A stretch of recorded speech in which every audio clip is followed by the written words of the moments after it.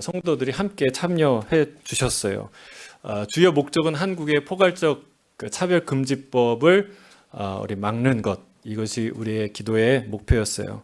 그동안 제가 동성애의 위험성을 종종 언급하곤 했지만 집중적으로 제가 말씀드릴 기회는 없었습니다. 왜냐하면 저보다 훨씬 더 탁월한 실력으로 데이터로 말씀해 주시는 강연자들이 있기 때문에, 그런 책들이 있기 때문에 제가 그 부분을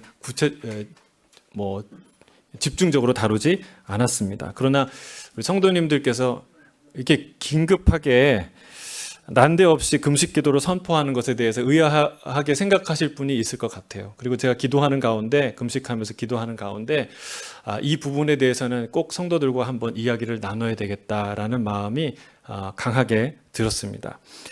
그래서 오늘 고린도 전서의 말씀을 잠깐 적고 우리 로마서의 말씀을 통해서 이 주제에 대해서 말씀을 나누려고 합니다. 왜냐하면 여기에 매우 시급하고 영적으로 중요한 요소들이 있기 때문에 그렇습니다. 그래서 오늘 말씀은 7가지 질문에 답하는 형식으로 제가 말씀을 나누려고 합니다. 첫 번째는 왜 한국 정치 문제를 시드니에 사는 우리가, 이민교회가 기도해야 하는가, 이 문제예요.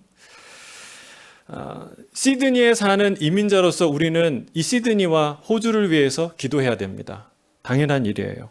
우리가 살고 있는 나라이고 땅이기 때문에 그렇습니다. 그러나 적어도 한국 커뮤니티에 소속된 사람들은 한국을 위해서 지속적으로 기도해야 될 줄 믿습니다. 특별히 성도들, 교회에 다니는 그리스도인들, 성도들은 대한민국과 한국 교회를 위해서 기도해야 됩니다. 왜냐하면 하나님이 이 시대에 느헤미야 한 사람을 찾고 계시기 때문에 그렇습니다. 여러분, 느헤미야 아시죠? 느헤미야는 바벨론 포로 시대를 살았던 사람이에요. 그의 부모가 포로로 강제 이민 당했죠. 그러나 그는 느헤미야는요, 그 사회에서 고위 관리가, 최고 인사가 된 사람이에요.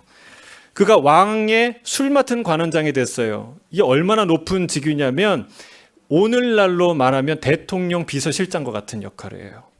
그러니까 왕이 먹는 술과 음식을 먼저 살펴보고 그 왕에게 음식을 제공하는. 그러니까 이 사람이 마음을 까딱 잘못 먹으면 바로 독살되는 거예요. 그러니까 실력이 있다고, 가문이 좋다고 아무나 되는 게 아니라 왕의 특별한 신임을 받는 사람만이 그 자리에 갈 수가 있어요. 그러니까 얼마나 중요한 위치입니까? 성공한 사람 중에 성공한 사람이죠. 그는 바벨론이라는 어마어마한 강대국에서 절대 권력자 옆에서 세상을 경영하는 일과 권력을 누릴 수 있고, 그리고 이 부귀 영화를 누릴 수 있는 자리에 있었습니다. 그런데 그가 어느 날 유대를 다녀온 자기 동생 하나니로부터 이야기를 듣습니다. 사로잡힘을 면하고 그 자리에 남았던 유다인들이 환난과 능욕을 당하고 성은 허물어지고 성문은 불탔다는 얘기를 듣고 느헤미야가 울기 시작해요. 그 얘기를 듣고 통곡을 하기 시작합니다. 몇 날 며칠을 하나님 앞에서 울고 기도합니다. 사랑하는 성도 여러분, 이 한 남자의 눈물, 이 한 이민자의 눈물, 이 눈물이요, 역사를 바꾼 거예요. 이스라엘의 역사를 바꿨고, 역사 속으로 사라질 위기에 있었던 이스라엘을, 그 위태로운 조국을 다시 일으키는 시작이 된 것이 이 한 남자의, 한 성도의, 한 이민자의 눈물의 기도였다는 사실을 우리가 기억할 필요가 있어요. 사랑하는 성도 여러분, 그리고 우리 이 영상으로 함께하는 모든 자녀 여러분, 저는 여러분들이 자랑스러운 호주인으로 정착하고 그리고 뿌리를 내리기를 주의 이름으로 축복합니다. 여러분 중에서 호주에 자랑스러운 기업인, 정치인, 언론인, 법조인, 연예인, 교수, 유튜버, 뮤지션, 그런 스포츠인, 연예인, 이런 사람들이 나오기를 진심으로 바랍니다. 하지만 여러분의 뿌리가 한국인인 것을 절대로 잊지 않게 되기를 바랍니다. 나라와 민족을 위해서 눈물 흘릴 수 있는 이 느헤미야와 같은 인물이 되기를 원합니다. 여러분은 호주의 리더로 자랄 것이지만 동시에 한국 커뮤니티의 리더로 준비되어야 됩니다. 그리고 그 커뮤니티의 리더로 여러분이 자리해야 합니다. 이 두 가지 중에 하나를 선택하는 게 아니라 두 가지 다가 우리를 향한 하나님의 부르심이에요. 이 두 가지를 다 붙들고 그렇게 정말 이스라엘 향해 눈물을 흘리고 쓰임받았던 느헤미야처럼 쓰임받기를 주의 이름으로 축복합니다. 또한 한국은요, 아무 나라가 아니에요. 특별한 하나님의 은혜를 입은 나라입니다. 역사상 원조를 받던 나라에서 원조를 하는 나라로 바뀐 나라는 단 한 나라도 없어요. 대한민국을 빼고서는. 그러면 얼마나 자부심이 대단한 나라입니까? 2019년도 한 해 우리나라가 대한민국이 원조한 액수가요 25억 불, 25.2억 불. 그러니까 2.5 빌리언 달러스예요. 그 대단한 거예요. 이거는 그 OECD 개발 원조 위원회 회원국 29개국 중에 15위예요. 예. 여러분 뿐만 아닙니다. 2018년 12월 현재 171국에 27,993명의 선교사를 보내는 나라가 대한민국이에요. 그러니까 경제적으로 위상이 높은 나라일 뿐만이 아니라 영적으로도 매우 의미가 있고 중요한 위치를 점하는 나라가 대한민국이라는 거예요. 그래서 이 중요성을 알고 수많은 세계의 중보 기도자들이 남한을 위해서 기도합니다. 대한민국을 위해서 기도합니다. 근데 여러분, 우리가 대한민국에서 태어나고 한국인으로 태어났던 우리가 한국을 위해서 기도 안 해야 될 이유가 어디 있겠습니까? 우리는 반드시 한국을 위해서 기도해야 돼요. 자, 두 번째, 차별금지법 통과가 그렇게도 중요한 의미를 갖고 있습니까? 네, 그렇습니다. 이건 매우 중요한 의미를 갖고 있습니다. 사랑하는 성도 여러분, 한 나라가 망하는 것은 결코 경제력이 약해져서 망하는 거 아닙니다. 군사력에 달려있는 거 아닙니다. 물론 한 국가의 흥망성쇠가 어떻게 경제적인 요소, 군사적인 요소, 정치적인 요소가 없겠습니까? 그러나 성경을 보세요. 성경은 그 어떤 역사서보다 한 나라의 흥망성쇠에 관한 많은 정보와 이야기를 담고 있는 게 성경이에요. 그 중에 바벨론, 가장 강대했던 이 바벨론을 보세요. 바벨론이 망할 때에 벨사살이라는 왕이 실제적으로 마지막 왕이었어요. 그가 망하기 직전에 한 일이 뭔지 아세요? 파티를 연 거예요. 어느 파티예요? 1000명의 귀족들을 모시고 데리고 파티를 열었어요. 여러분, 그 1000명의 귀족들이 움직이려면 그 밑에 하인들은 몇 명 움직여야 될까요?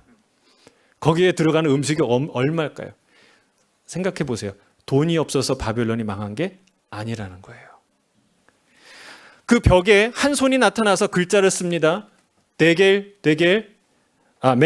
데겔 우바르신이라는 글을 썼어요. 아무도 읽지 못했어요. 근데 너무나 놀라서 깜짝 놀랐는데 다니엘을 불러서 이 뜻을 해석하게 했어요. 그가 읽었어요. 메네 데겔 우바르신. 뜻은 뭐예요? 끝났도다. 내가 저울을 달아보았도다. 저울에 달아보니 부족하도다. 이 나라가 나뉘어서 메대와 바사에게 나뉘리라. 이 뜻이에요. 그가 벨사살이 교만하여져서 하나님보다 자신을 높여서 예루살렘 성전에서 갖고 온 금기물, 은기물에 술을 부어서 마시고 그리고 음란한 파티를 열었던 그런 왕이었어요. 그래서 망한 것이죠. 영적 타락이 나라를 망하게 한다는 사실을 우리가 기억해야 돼요. 지금 과연 그런 영적 위기인가?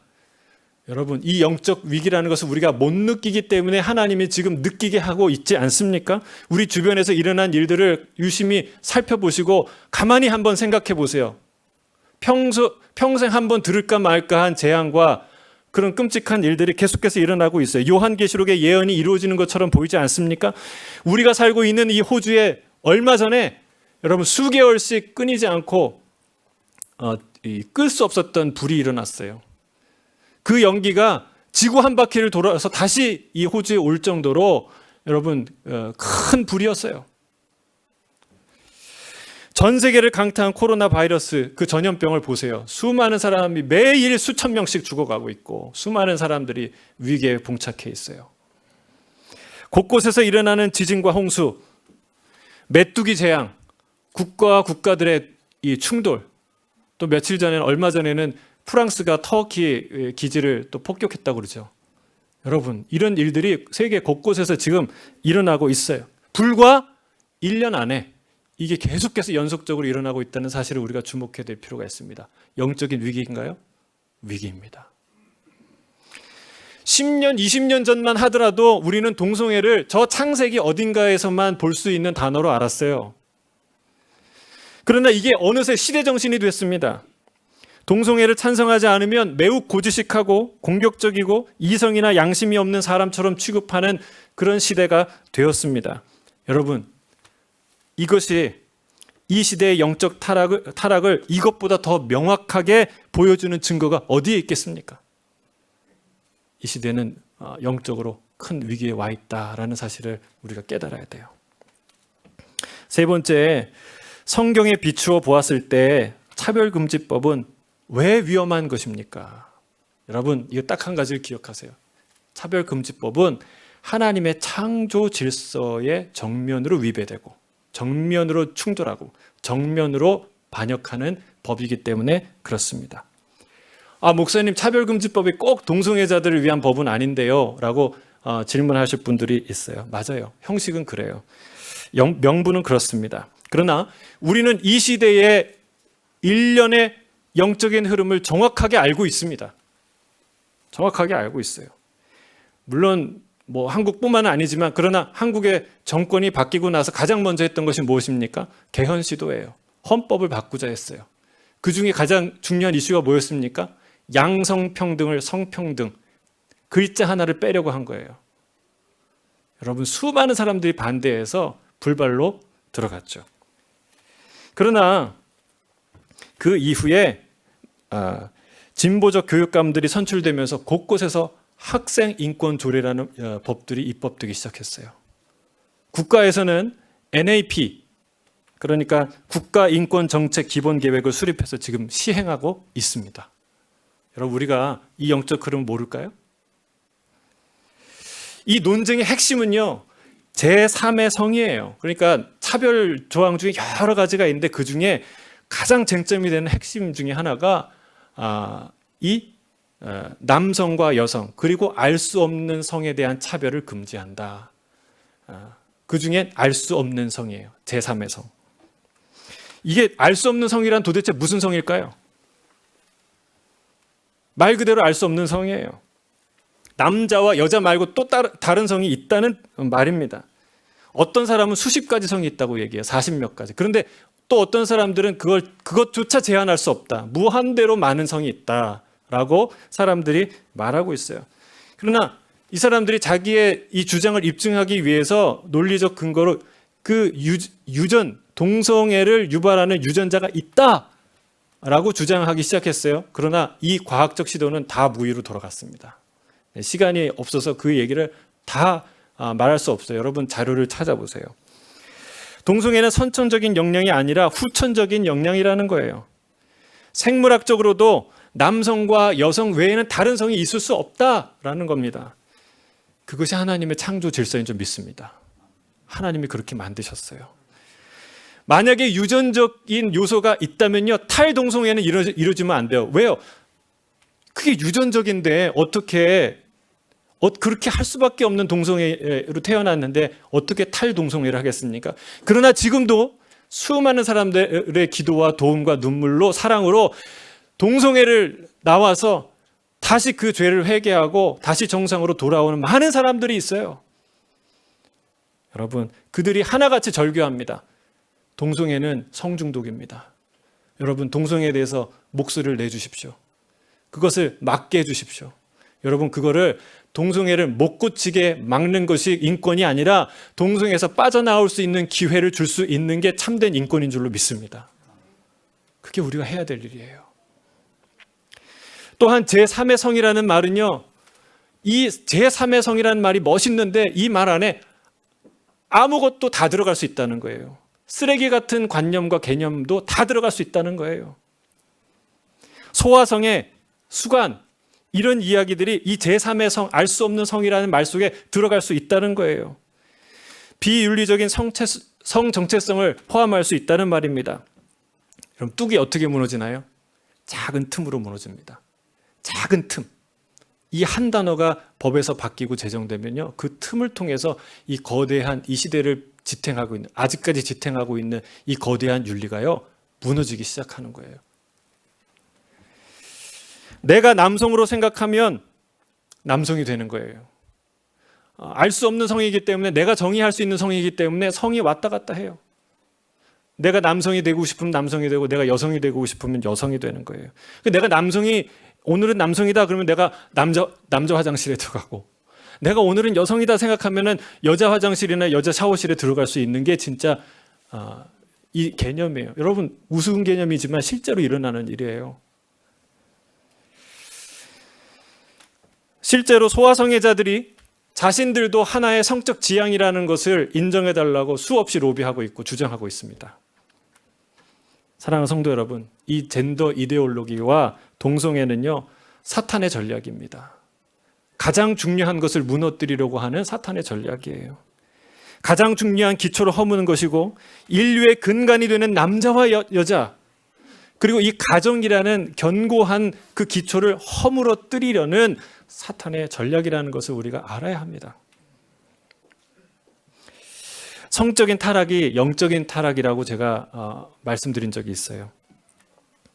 왜 그렇습니까? 사랑은 하나님께, 원래 하나님께 속한 것이기 때문에, 하나님이 인간을 디자인하고 창조하시고요, 그리고 뭘 명해요? 서로 사랑하도록 명령합니다. 율법이 다 사랑이에요. 그러니까 율법이 사랑보다 어렵지 않고 사랑이 율법보다 쉽지 않아요. 이게 하나님이 창조 목적이에요. 왜? 사랑은 하나님께 속한 것이. 그러니까 사랑은요, 가장 영적인 행위예요. 그래서 창세기 6장에 인간이 타락하고 나서 첫 번째로 가장 두드러지게 나타난 타락이 성적 타락입니다. 하나님의 아들들이, 성경을 보면 하나님의 아들들이 사람의 딸들을 보고 자기가 좋아하는 모든 여자를 아내로 삼았다고 했어요. 그리고 그 이후에 하나님이 뭐라고 얘기하십니까? 사람이 육체가 되었도다. 내가 이제 저들과 영원히, 내 영이 저들과 함께 하지 않겠다. 그리고 나서 그들을 홍수 심판으로 심판합니다. 그러니까 홍수 심판이 얼마나 끔찍한 일입니까? 자고 났더니 8명만 이 세상에 살아남았어요. 다 죽었어요. 여러분, 이만큼 잔인하고 끔찍하고 무서운 일이 있습니까? 그만큼 엄중한 죄가 영적 타락, 성적 타락이라는 거예요.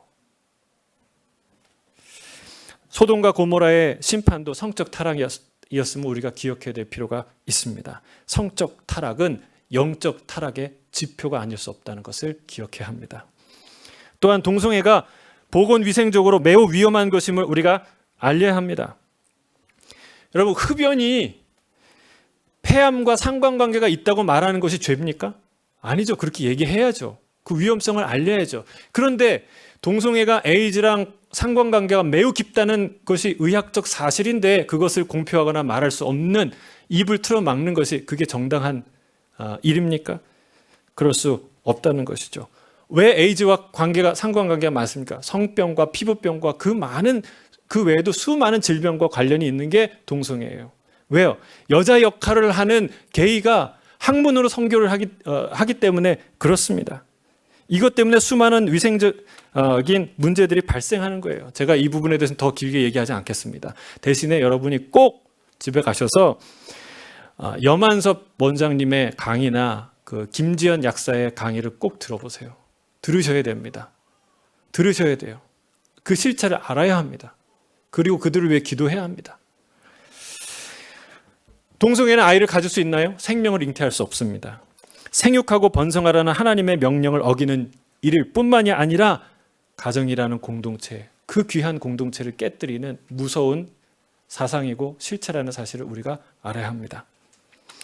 특별히 동성애는 하나님의 창조 질서뿐만이 아니라 하나님의 주권을 정면으로 모욕하고 반대하는 일입니다. 여기 핵심이 뭐예요? 이 젠더 이데올로기의 핵심이 성은 사회적으로 결정된다는 거예요. 무슨 사회라는 말이 애둘러 표현한 거지만 나예요, 나. 사회적인 내가 내 성을 결정할 수 있다는 게 이 이데올로기의 핵심이에요. 자, 이게 바로 무슨 죄입니까? 선악과의 죄입니다. 선악과의 죄. 선악과는 뭐예요? 왜 선악을 하나님만 결정하냐는 거예요. 나도 좀 결정해 보자. 얘기하는 게 선악과의 아주 죄의 근본이에요. 내가 내 인생의 중심, 내가 내 이 인생의 신이 되겠다고 결정하는 것이 죄입니다. 뱀이 하와에게 그 말 하지 않았습니까? 이 선악과를 먹으면 네가 하나님처럼 될 것이다. 바로 그 말이에요. 내가 내 인생의 하나님이 되겠다. 내 성도 당신이 결정하는 게 아니라 내가 결정하겠다. 이것이 죄며 죄의 본질은 반역이고 하나님 자리를 차지하려는 모든 시도들이 죄인 줄로 믿습니다. 그래서 성경은 여러분 하나님의 권위를 선포하고 나가요. 성경은 하나님이 굽게 하신 것을 아무도 곧게 할 수 없다. 하나님이 곧게 하신 것을 아무도 굽게 할 수 없다라고 선언해요. 하나님이 열어놓으신 문은 아무도 닫을 수 없다. 하나님이 닫아놓으신 문은 아무도 열 수 없다고 선언합니다. 할렐루야. 우리가 믿는 하나님이 이런 하나님인 줄 믿습니다. 여러분 땅의 한계를 정하시고 땅의 기둥을 세우시고 모든 흔들리지 않는 기준을 정하시는 분이 하나님이십니다. 시대에 따라서 남자와 여자를 만드신 하나님이었다가 또 시대가 바뀌어서 알 수 없는 제3의 성도 만드신 하나님이 될 수 있나요? 아니에요. 시대가 하나님을 바꾸는 게 아니라 하나님이 시대를 바꾸시는 분입니다. 여러분 이걸 알아야 돼요. 이 사상은 하나님의 주권을 정면으로 부정하는 사상임을 알아야 합니다. 네 번째, 차별금지법은 처벌을 위한 법이 아니다 라고 주장합니다. 언론을 제가 쭉 살펴보니까 뉴스가 한결같이 이런 얘기예요. 차별금지법은 차별을 금지하는 것이지 처벌을 위한 법이 아니다. 이 얘기를 계속해서 앵무새처럼 얘기하고 있어요. 여러분 이 말이야말로 정말로 손으로 하늘 가리는, 손으로 태양을 가리는 어리석은 말입니다. 여러분 법이라는 것이 입법이 되기가 어렵지 입법되고 나서는 얼마든지 강화될 수 있어요.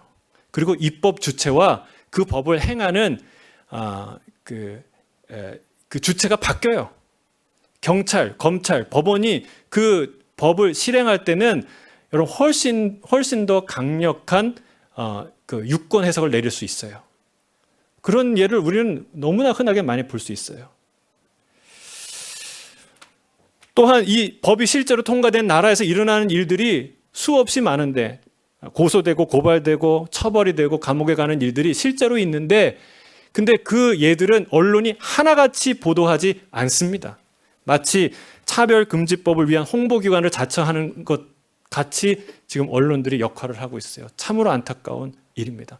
저는 우리 다음 세대 가운데 성도 여러분 가운데 양심 있는 지성이 있는 언론인이 담대한 언론인이 나오기를 주의 이름 축복합니다.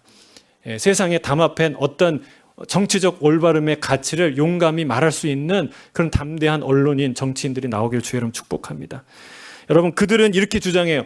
아니 다 말할 수 있어요. 공공기관이나 기업이나 학교나 이런 공적인 영역에서만 규제 대상이 되지 개인이나 종교 영역에서는 얼마든지 말할 수 있습니다 라고 말하고 있습니다.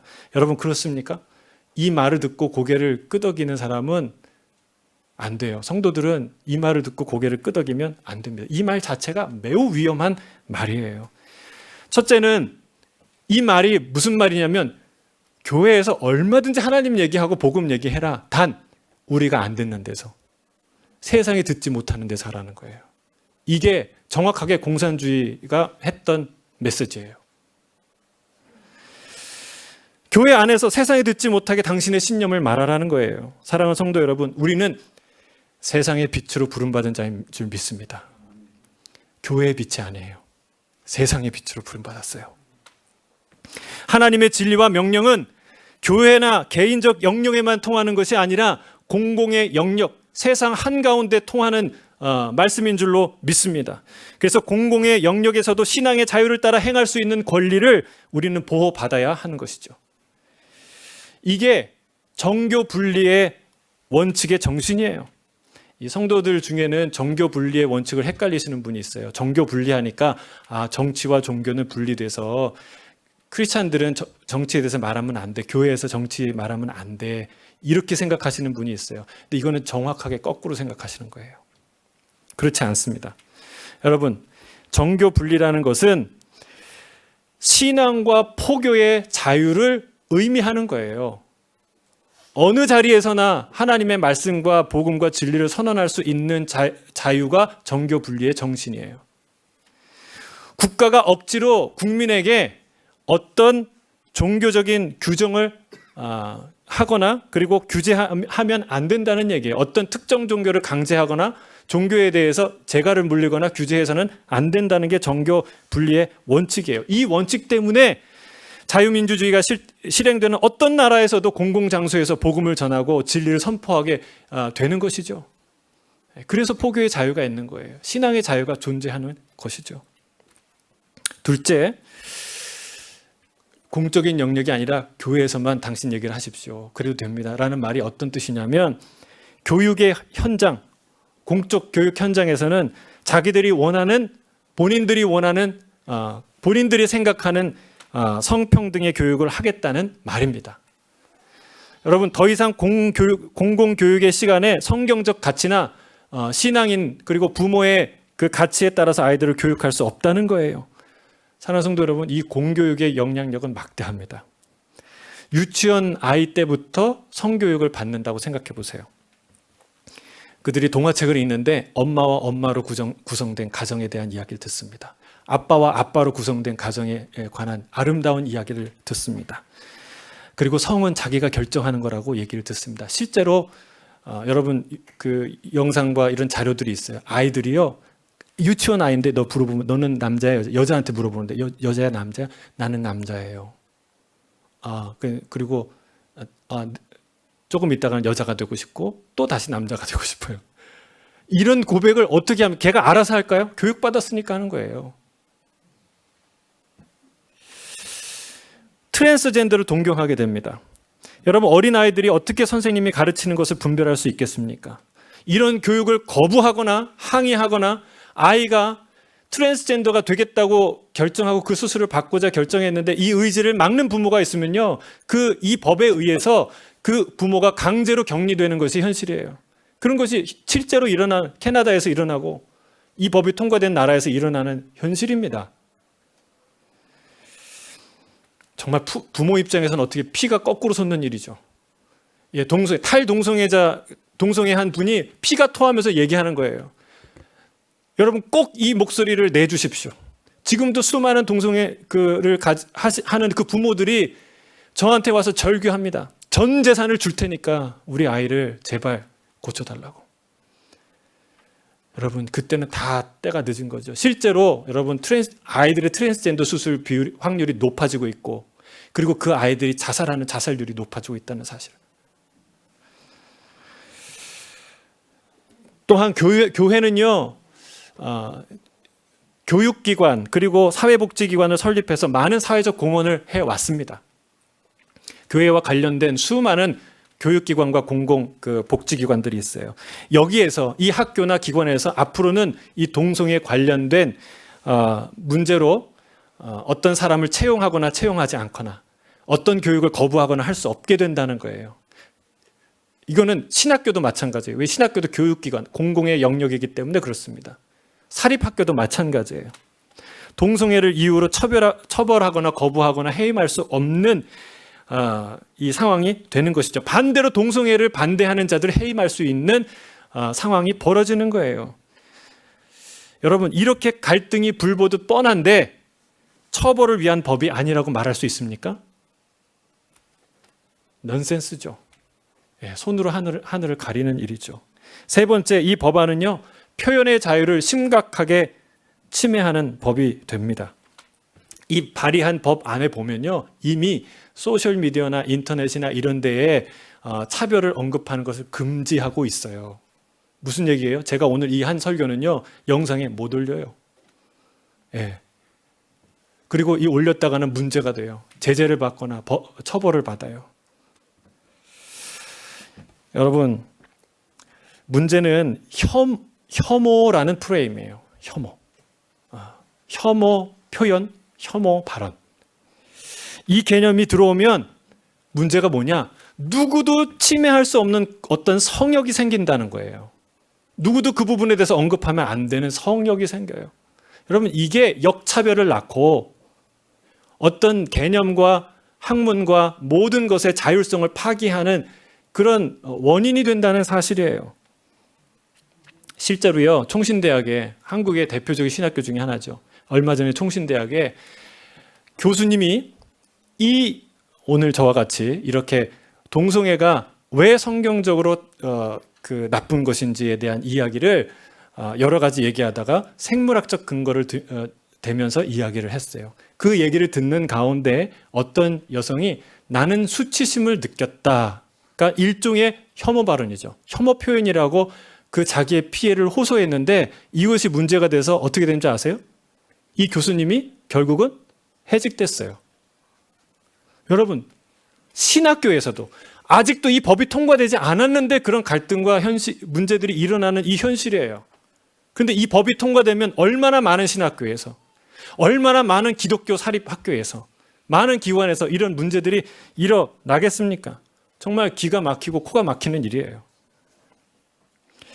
사랑하는 성도 여러분, 우리는 누구나 자신의 생각을 말할 수 있어야 될 줄 믿습니다.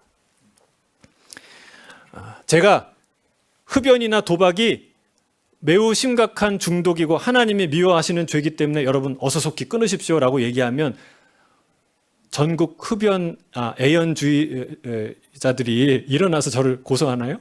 그러지 않아요. 도박을 하던 분들이 수치심을 느꼈다 그러고 저를 고발하나요? 그렇지 않습니다. 여러분, 이단을 이단이라고 말하지 못하고 이슬람을 믿으면, 알라를 믿으면 천국 가지 못하고 지옥 갑니다라는 말을 자유롭게 할 수 없는 세상은 어떤 세상이 될까요? 그런 말을 했다고 감옥에 가거나 벌금을 받고 처벌을 받는 세상은 어떤 세상이 될까요? 여러분, 이 혐오 표현, 이 혐오라는 프레임 자체가 훨씬 더 세상을 자유롭지 못하게, 부자유하게 만드는 원인이라는 것을 알아야 합니다. 대학의 학문적인 자유가 빼앗길 것입니다.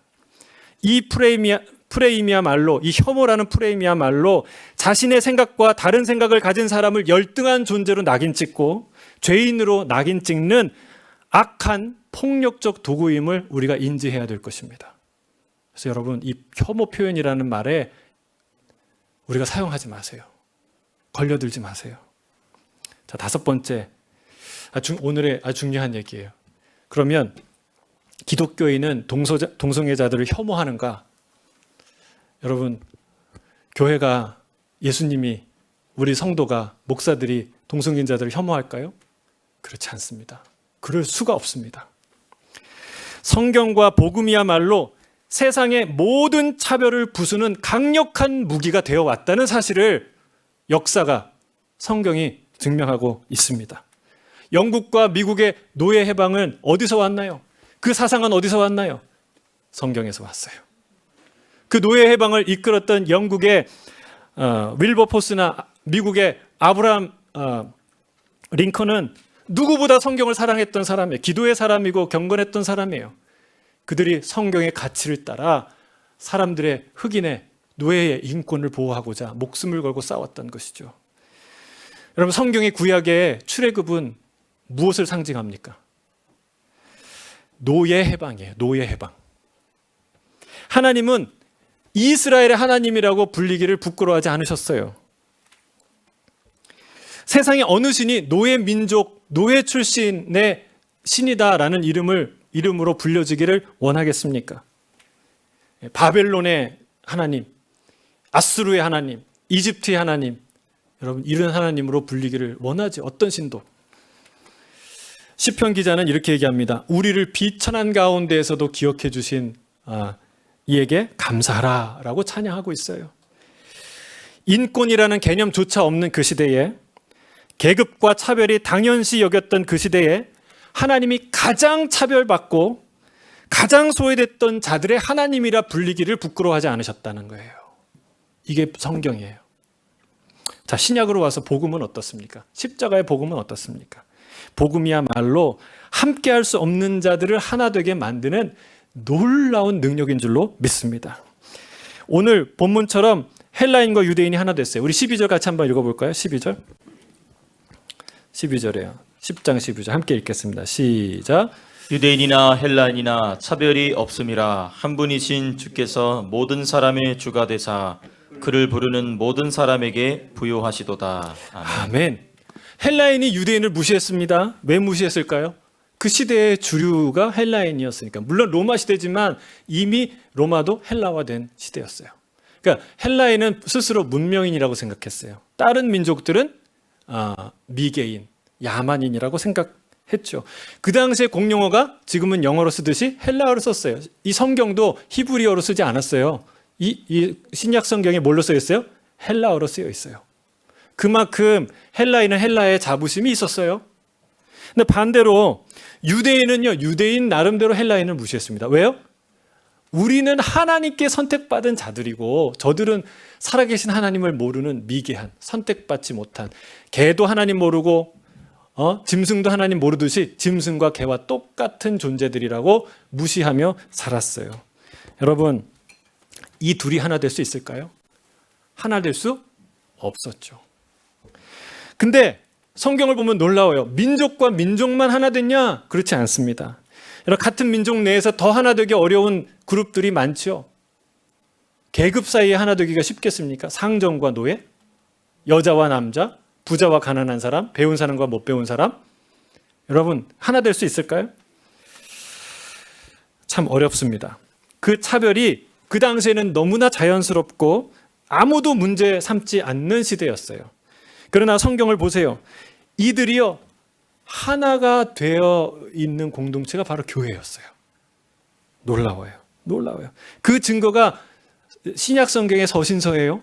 특별히 우리가 살펴보고 있는 고린도전서, 후서, 여기에 이것이 증거예요. 그 사도 바울의 편지에 고린도전서 1장에 이렇게 말하고 있어요. 뭐라고 표현하냐면, 편지를 쓰는데 너희 중에 문벌 좋은 자가 많지 않다. 많지 않지 않냐, 이렇게 썼어요. 무슨 뜻입니까? 이거는 세 가지를 뜻해요. 첫째, 말 그대로 문벌 좋지 않은 천한 사람이, 그런 사람들이 다수였다. 많이 있었다. 두 번째는 뭐예요? 소수긴 하지만 문벌 좋은 사람들이 존재했었다. 세 번째는 이 두 사람들이 하나의 공동체를 이루고 있었다라는 뜻이에요. 여러분, 이게 얼마나 놀라운 일인지 잘 모를 거예요. 예. 성찬을 할 때 그들이 문제가 생겼어요. 우리가 이제 11장에 가서 보게 될 텐데, 사도 바울이 이걸 매우 무섭게 꾸짖습니다. 너희가 먹고 마실 집이 없느냐? 너희가 하나님의 교회를 업신여기며 빈궁한 자를 부끄럽게 하느냐라고 아주 매섭게 꾸짖습니다. 이 말은 뭐예요? 부자들이, 그 당시에 교회 건물이 있었겠습니까? 부자들이 자기 집에 모여서 예배드리자고 했겠죠. 집을 오픈했겠죠. 근데 모였는데 부자들이 미리 와갖고 배고프니까 이 교제하는 그룹이 다르잖아요. 예, 이제 가난한 사람들하고 친하지 않잖아요. 그러니까 그 사람들끼리 미리 모여서 따로 음식을 먹는 거예요. 이것 때문에 성도들이 말은 못하는데 부글부글 끓는 거예요. 소외당하는 거예요. 가난한 사람들이, 오늘 점심을 끼니를 굶고 온 사람이 그 상황을 보고, 그걸 보고 가슴 아파하는 거예요. 예, 그걸 얘기하는 것이죠. 지금도 오늘날에도 부자와 가난한 자들이 한 그룹을 이루는 게 쉬울까요? 어려울까요? 매우 어렵습니다. 매우 어려워요. 이 당시는 얼마나 더 그랬냐는 거예요. 한국 교회 초기에도요, 양반과 백정이 한 교회를 이뤘어요. 그 사진을 보시면 알겠지만 저희도 보수적인 교회 자라나서 그 마루에서 예배드릴 때 오른쪽에는 남성 성도들이, 왼쪽에는 여성 성도들이 이렇게 앉아서 예배를 드렸어요. 막은 없었어요. 근데 예전에 막도 있었어요. 근데 그 막에 남자와 여자를 했지만 또 그 사이에 이 천한 것들은 뒤에, 그리고 양반들은 앞에, 이런 구분들이 있었다는 거예요. 그래서 한국 교회에서요, 이들이 많이 갈등을 하니까 내가 저런 싼 것들하고 예배드릴 수 없다 그래갖고 양반들이 나가서 교회를 개척하는 역사들이 있었어요. 그게 현실이에요. 이 같은 민족 안에서도 얼마나 많은 그룹 가운데 갈등과 차별이 있습니까? 존재합니까? 그러나 여러분, 바울이 부자들을 향해 무섭게 꾸짖는 것을 보세요. 마치 마땅히 해야 될 일을 안 한 것처럼 꾸짖지 않습니까? 이 사회적 배경을 우리가 감안한다면 이 말이 굉장히 놀라운 말이라는 거예요. 인권이라는 개념조차 없는 이 시대에 차별이라는 것, 계급이라는 것이 너무나 일상화된 이 사회에 마치 상전과 종이 정말 똑같은 한 형제처럼 그렇게 생각하고 그렇게 공동체를 이룬 공동체가 어디예요? 교회였다는 거예요. 할렐루야. 놀랍지 않습니까? 놀랍지 않습니까? 교회는 그 시작부터 여러분, 시작부터 하나 되었어요. 여러분, 현실적으로 제일 좋은 방법은 뭐냐면 부자들은 부자 교회 만들면 돼요. 가난한 사람들은 가난한 사람들끼리 모여서 교회하면 돼요. 헬라인은 헬라인, 히브리는 히브리인 하면 돼요. 그러면 고린도전서 같은 거 쓸 필요가 없어요. 왜? 자기네들끼리 다 문제가 없을 테니까. 그런데 왜 굳이 하나 모여갖고 그런 갈등이 일어나고 고린도전서 같은 그 편지를 쓰게 만들었냐는 거예요. 여러분, 그게 하나님의 뜻이에요. 그게 그게 증거예요. 그게 증거예요. 이 고린도전서에 나오는 모든 갈등은 오히려 그들이 그 어려운 차별의 시대에 모든 차별의 갈등을 피 묻은 십자가의 복음으로 이겨내고 있었다는 생생한 증거인 줄로 믿습니다. 교회는 시작부터 모든 차별의 벽을 뛰어넘어 존재하던 위대한 공동체였어요. 그러면 모든 차별은 괜찮은데 죄 지은 사람은 교회에서 내쫓았나요? 그렇지 않습니다. 예수님이요, 죄인을 찾으러 이 땅에 오셨어요. 십자가는 하나님의 지혜예요. 정의와 사랑이 만나는 곳이에요. 십자가에서 비로소 죄는 죄로 선언이 됩니다. 죄의 그 처참한 대가가 무엇인지, 그 정체가 무엇인지 십자가에서 우리에게 교훈하시고 알려주십니다. 십자가 앞에 서야 비로소 죄가 죄 됩니다. 그러나 동시에 주를 의지하는 모든 자들, 예수님을 구주로 영접하는 그 모든 자들의 죄가 그 십자가의 은혜로 용서받는 기적이 일어나는 곳이 그 사랑의 현장이 십자가예요. 왜요? 예수님께서 대신 그 죄의 값을 치르셨기 때문에 그렇습니다. 여러분, 이 오늘 본문 중에 모든이라는 말이 2번 들어가요. 그리고 어제 우리가 오늘 큐티 하잖아요. 큐티 말씀 중에 시편 145편에 여러분 13절부터인가요? 모든이라는 말이 9절마다 들어가요. 이 모든은 진짜 중요한 단어예요. 하나님께만 사용할 수 있는 단어예요. 그리고 이 모든이라는 말이 선언되기 때문에 그 안에 내가 포함이 돼요. 이 시대가 포함이 돼요. 이 지역이 포함이 돼요. 모든이라는 말이 너무 중요해요. 그리고 이 모든이라는 말이 모든 세상에 존재하는 차별을 강력하게 때려 부수고 박살을 내는 강력한 하나님의 무기라는 것, 하나님의 망치라는 것이죠. 오늘 본문에서 사도 바울이 말합니다. 한 분이신 주께서 모든 사람의 주가 되사 그를 부르는 모든 사람에게 부여하시도다. 할렐루야. 여러분, 이 모든 사람에는요, 살인죄를 저질렀던 모세와 바울이 포함됩니다.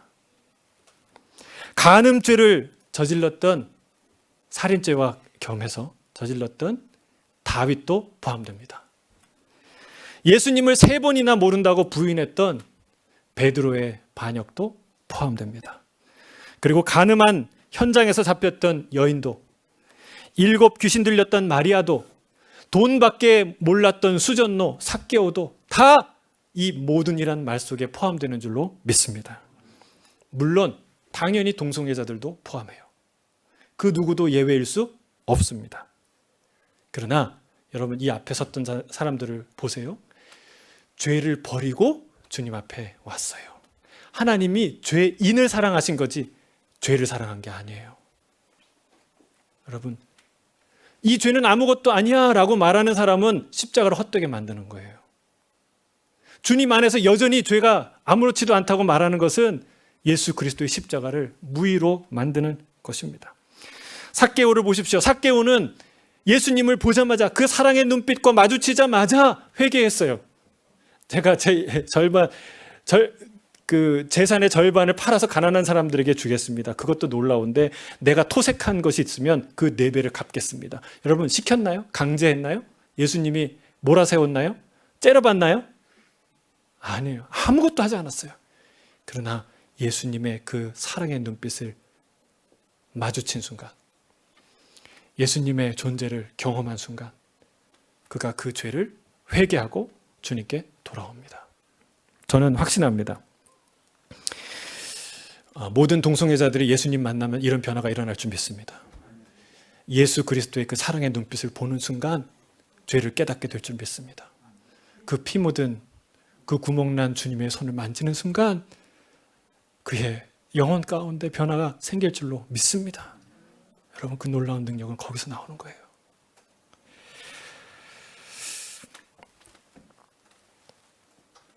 저는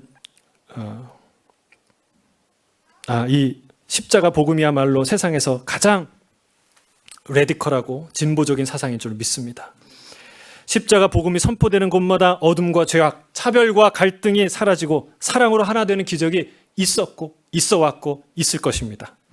세상의 그 어떤 혁명 사상과 비교할 수 없는 것이 복음이에요. 십자가 복음이에요. 어설픈 젠더 이데올로기로 신지식인이 된 것처럼 그리고 우쭐거리는 사람은 반드시 하나님 앞에서 부끄러움을 당할 때가 올 것입니다. 십자가야말로 가장 오래된 그러나 가장 새로운 가장 빛나는 혁명의 사상이요 생명의 능력이요 모든 차별을 깨뜨리는 강력한 능력인 줄로 믿습니다.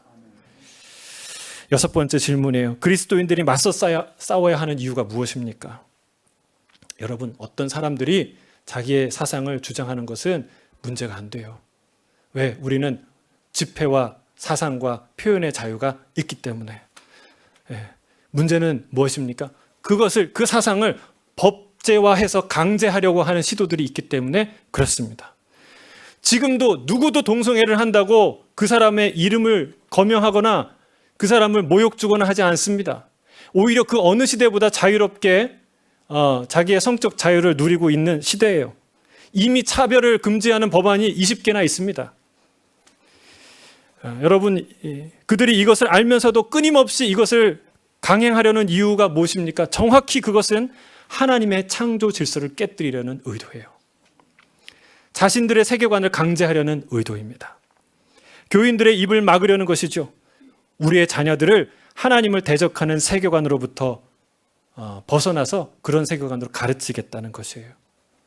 여러분 우리가 이게 왜 중요하냐? 한 배를 타고 있기 때문에 중요해요. 우리가 한 배를 타고 가고 있어요. 대한민국이라는, 호주라는, 이 지구라는 한 배를 타고 가고 있어요. 누가 그 배에서 무슨 음식을 먹건 안 먹건 무슨 노래를 부르건 무슨 게임을 하건 누구와 대화를 하건 아무 상관이 없어요. 그런데 문제는 그가 그 배 바닥에 구멍을 뚫기 시작할 때 그건 문제가 됩니다. 아니 이건 내 방인데 내 영역인데 내가 하고 싶은 일인데 왜 못하게 합니까? 라고 할 때는 어떻게 해야 돼요? 강제로라도 그거 못하게 해야 돼요. 그때 필요한 것이 싸움이에요. 왜냐하면 그 사람만 죽는 게 아니라 그 사람이 죽는 것도 안타깝지만 모든 사람이 죽기 때문에 그렇습니다. 그걸 막아야 하는 것이죠. 동성애자들은요 이미 소수라고 자기를 이제 프레임을 짜는데 토수라고 부르지만 여러분 이 사람들만큼 강력한 정치적 세력이 된 사람들이 없어요. 저들은 구체적인 목표와 목적을 가지고 행동합니다. 개인의 영역이 아니라 점차 사회와 문화 영역으로 그 영향력을 넓히더니 이제는 정치력을 이용해서 공공의 영역에서 자신의 뜻을 관철하려고 하는 것이죠. 오늘 제가 하는 이 설교는 동성애자들을 정죄하거나 공격하려고 준비한 것이, 그래서 말하는 것이 결코 아닙니다. 저들의 제가 말씀드린 그 일련의 노력들에 의해서 교회가 답을 하지 않으면 안 되는 상황이 왔기 때문에 답하는 것입니다. 함께 침몰할 위기에 있는 이 시대와 사회를 보면서 교회가 침묵할 수 없는 상황에 이르게 됐기 때문에 말하는 것이죠. 사랑하는 성도 여러분, 이것을 막아야 됩니다. 반드시 막아야 됩니다. 기도해야 됩니다. 그래야 삽니다. 그래야 우리 자녀들이 삽니다. 그것이 하나님의 뜻인 줄로 믿습니다. 마지막에 그럼 우리가 어떻게 싸워야 할 것인가? 어떻게 싸워야 할 것인가? 간단하게 4가지예요. 첫째는요, 법적으로 허락된 모든 저항 수단을 사용하십시오. 특별히 인터넷 활용하세요. 서명에 참여하시고 항의에 저항하시고 국회 입법 예고 사이트 반대 의견 올리십시오. 예. 그리고 답글을 다시고 댓글을 다시고 사회적인 기류를 만드십시오. 여러분, 저들은요 드루킹 사건 보셨잖아요. 자기의 목적을 위해서 여론을 만들어가는 거예요. 그게 얼마나 무서운 일인지 몰라요. 이제는 필요하시다면 이걸 영상으로 한국에서 보시는 분이 있다면 반대 시위에도 참여하십시오. 법적으로 허락된 모든 저항 수단을 우리가 사용해야 합니다. 2번째, 여러분, 우리는 기도해야 합니다. 기도로 싸워야 합니다. 그리스찬들이 갖고 있는 가장 강력한 무기는 기도예요. 여러분, 그래서 금식하는 거예요. 우리가 여기서 싸울 수 있는 거예요. 그래서 이게 의미 있는 거예요. 나가서 시위하지 않고 아무것도 할 수 없다면 무탈로 이런 설교하겠어요. 그러나 여러분, 우리가 할 수 있는 강력한 무기가 있는데 그 기도라는 거예요. 여러분, 하나님의 자녀의 기도를 하나님이 반드시 들으신 줄 믿습니다. 여러분, 여러분의 자녀가 간절히 금식하면서 자기한테 얘기한다고 생각해 보세요. 그거 안 들을 부모가 어디 있어요? 그래서 제가 한 주간 더 금식 기도하기로 했어요. 저녁 금식 한 끼 하면서 또 기도를 해야 되겠다. 혹시 여러분 지난주에 못하신 분들은 이번 주에 참여하시길 바랍니다. 기도해야 될 때예요. 그리고 기도는 반드시 하나님이 선한 방법으로 인도하신다는 거. 기도할 때 중요한 거 있어요. 저들의 죄를 하나님 징벌해 주십시오가 아니라 나의 죄를 용서하십시오라는 마음으로 기도해야 돼요. 여러분, 이 죄가 어느 날 갑자기 생긴 겁니까?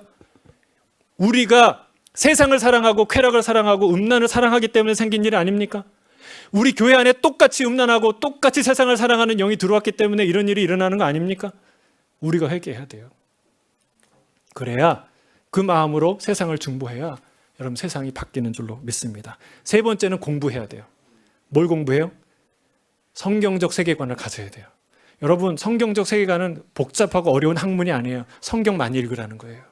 성경 안에 다윗의 마음, 바울의 마음, 그 스토리에 담겨있는 하나님의 마음을 가슴에 새기는 게 성경적 세계관을 갖는 거예요. 이것을 가져야 여러분, 우리가 이렇게 날카롭게 예리하게 들어오는 사탄의 공격을 분별해낼 수 있고 막아낼 수 있어요. 성경 붙드십시오. 성경 공부하십시오. 그리고 마지막 4번째요. 그래야 다음 세대를 가르칠 수 있습니다. 가정에서 가르치시길 바랍니다. 여러분, 가장 빠른 길은요, 우리 다음 세대를 가르치는 거예요. 우리가 지금 차별금지법을 막으면 그냥 급한 불만 끈 거겠죠. 그러나 이 영적 기류를 막기 쉬울까요? 온 세상에 동성애 파티를 열고 축제를 여는 이 기류를 우리가 막을 수 있을까요? 이미 공공기관과 교육기관에서 시작된 이 성평등 교육을 우리가 막을 수 있을까요? 여러분, 우리 다음 세대를 길러야 돼요. 거룩하고 순결한 다음 세대를. 여러분, 가정에서 그 교육해야 됩니다. 이 일을 위해 우리가 헌신해야 됩니다. 이 일을 위해 우리 교회가 나서야 합니다. 여기 안 썼지만 마지막 5번째는요. 성도의 가장 놀라운 무기는 사랑이에요. 사랑. 동성애자들을 사랑하는 마음을 중보하십시오. 하나님께서 그 놀라운 기도와 간절한 소원을 들으실 줄로 믿습니다. 십자가의 복음으로 모든 차별의 벽을 허물고 세상의 빛을 비추는 저와 여러분이 되기를 주의 이름으로 축복합니다. 기도하겠습니다.